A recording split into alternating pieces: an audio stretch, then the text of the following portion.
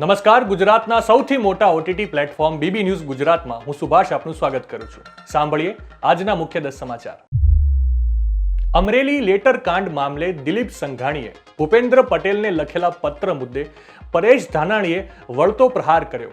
એવામાં આ મુદ્દે કોંગ્રેસ નેતા પરેશ ધાનાણીએ આ લેટર સાથે એક કવિતા લખી સોશિયલ મીડિયા પર પોસ્ટ કરી છે, જેમાં તેમણે લખ્યું છે કે સમગ્ર ગુજરાતને કલંકિત કરનારી કમનસીબ ઘટના પાટીલ ગેંગનું જ ગુનાહિત ષડયંત્ર છે.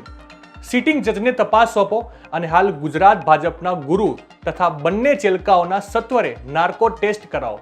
જે કોઈ ગુનેગાર હોય તેને રાજકીય ફાંસીના માચડે ચડાવો. જીરાનું વેચાણ શરૂ થાય તે પહેલા જ જીરાના ભાવમાં ઘટાડો જોવા મળી રહ્યો છે. છેલ્લા 20 દિવસમાં જીરાના ભાવમાં 300 રૂપિયાનો ઘટાડો નોંધાયો. તેવામાં જીરાની ખેતી કરનાર ખેડૂતોની હવે ચિંતા વધી ગઈ છે. હાલ રાજ્યમાં વરસાદની શક્યતા નહીવત છે, પરંતુ વાદળછાયું વાતાવરણ રહેવાની સંભાવના છે. સૌરાષ્ટ્ર, કચ્છ સહિત મધ્ય ગુજરાતના કેટલાક ભાગોમાં છૂટો છવાયો વરસાદ થઈ શકે છે. હજીરા રોરો ફેરીમાં દારૂની હેરાફેરીનો પર્દાફાશ થયો. સ્ટેટ મોનિટરિંગ સેલ અને હજીરા પોલીસની સંયુક્ત ટીમે હજીરા રોરો ફેરીના પાર્કિંગમાંથી વિદેશી દારૂની 19,200 બોટલો જપ્ત કરી. આ અંગે પોલીસે વધુ તપાસ હાથ ધરી છે. પદ્મશ્રી લોક સાહિત્યકાર ભીખુદાન ગઢવીએ લોક ડાયરામાંથી નિવૃત્તિની જાહેરાત કરી. વધતી ઉંમરના કારણે તેમણે આ નિર્ણય લીધો હોવાનું કહેવામાં આવી રહ્યું છે. અમદાવાદના ફતેવાડીમાં 27 વર્ષીય યુવકની હત્યા કરી દેવામાં આવી. મૃતકે મજાક મસ્તી કરવાની ના પાડતા આરોપીએ છરીના ઘા ઝીંકી મોતને ઘાટ ઉતાર્યો. વેજલપુર પોલીસે ગુનો નોંધી વધુ તપાસ હાથ ધરી છે. સુરતના માંડવી તાલુકામાં 14 વર્ષની વિદ્યાર્થીનીએ કોઈ અગમ્ય કારણોસર ગળા ફાંસો ખાઈ આપઘાત કરી લીધો. વિદ્યાર્થીનીના મોતનું કારણ હજુ સુધી જાણી શકાયું નથી. હાલ તો પોલીસે આ અંગે વધુ તપાસ હાથ ધરી છે. ગુજરાતમાં 16મી ફેબ્રુઆરીએ જૂનાગઢ મહાનગરપાલિકા 66 નગરપાલિકાઓની ચૂંટણી યોજાવાની છે.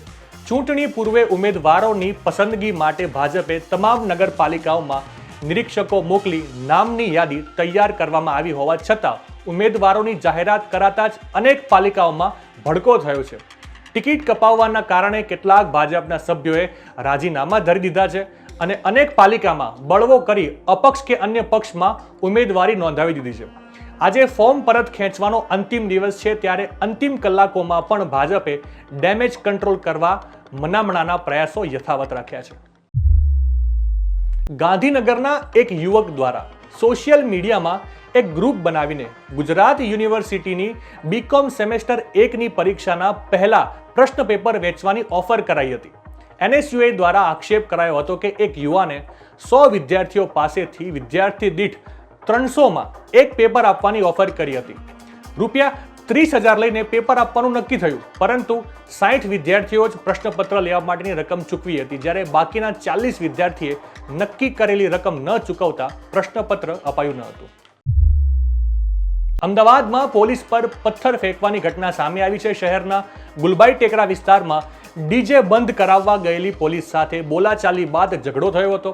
આ દરમિયાન કેટલાક અજાણ્યા શખ્સો દ્વારા પોલીસ પર પથ્થર ફેંકવામાં આવ્યા હતા, જેને લઈને આસપાસના પોલીસ સ્ટેશનનો સ્ટાફ ઘટના સ્થળે બોલાવી લેવામાં આવ્યો હતો. હાલ આ વિસ્તારમાં પોલીસ બંદોબસ્ત ગોઠવી દેવામાં આવ્યો છે. નવા સમાચાર, નવી અપડેટ સાથે ફરી મળીશું. ત્યાં સુધી મને રજા આપશો. નમસ્કાર.